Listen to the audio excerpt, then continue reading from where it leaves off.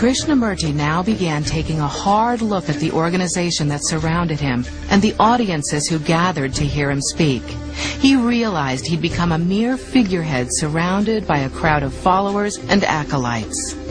I was in revolt against Theosophists, with all their jargon, their theories, their meetings, and their explanations of life. I questioned everything because I wanted to find out for myself.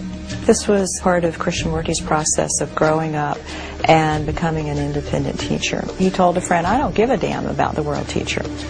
And he wondered why they had picked him.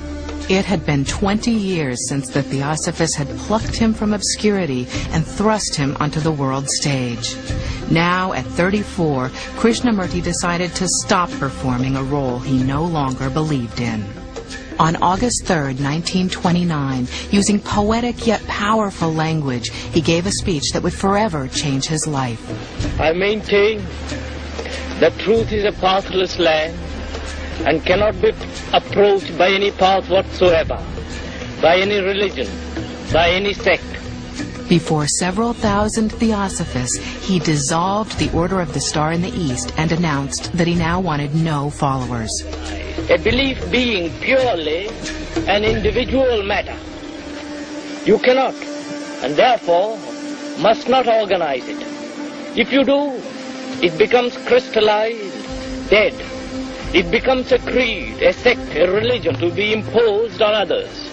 He said, you have to find out for yourself what is truth. You cannot rely on me. They weren't expecting this. They were expecting salvation. He didn't provide salvation. He provided doubt, skepticism, and the tools for looking within.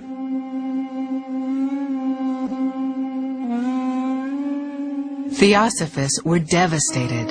Everyone felt abandoned, lost without Krishnamurti's spiritual leadership. I've heard old-time Theosophists from that time speak of how it was sort of like the waking up from a dream, you know, the destruction of something that had been very precious in your life and kind of floundering around, you know, where do we go from here? Although his future was now uncertain, Krishnamurti stood firm. He walked away from his life of privilege, returned to the estates, and retreated to his small house in California. Since the age of 14, his days had been organized and scheduled by the Theosophists. Now, for the first time in his adult life, Krishnamurti was free to make his own choices. And he made it clear that he was not the world teacher, not the Messiah. Still, thousands came to hear him speak. He taught some things that were uncomfortable for the Theosophists. He said that the whole emphasis on reincarnation was misguided and irrelevant. The whole business of masters is truly irrelevant from his perspective. He now stressed that it was his message that was important, and that he, as the messenger, was irrelevant. He took the skills he had learned as an orator with the Theosophists and applied them to his own message. And for more than 50 years, Krishnamurti traveled the world, encouraging his audiences to abandon religious dogma and find their own answers. A religious life implies being a light to yourself,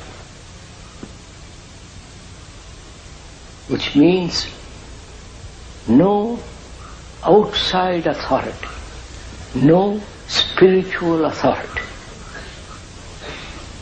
including me. People asked him, what should I believe? How should I behave?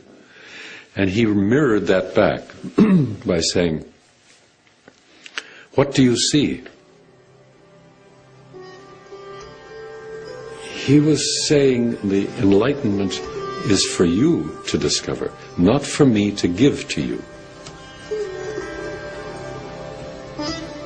From the 1960s on, Krishnamurti devoted much of his time and energy to the creation of schools around the world that stress spiritual and creative exploration, as well as intellectual growth.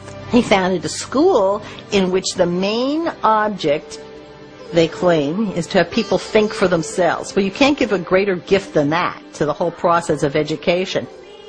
The educator is the greatest individual on earth, because he brings up children for the future. Therefore, they are much more important than the politicians, than the religious leaders and priests and the business people and all the rest of it. It's a sacred profession. In 1986, at the age of 90, Jiddu Krishnamurti died at his home in Ojai.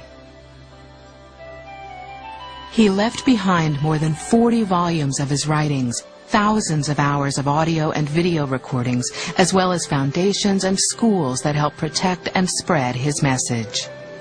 I would have to say that his legacy, at least among ordinary people, is rather slight. Now, that doesn't mean that he isn't important in more subtle ways.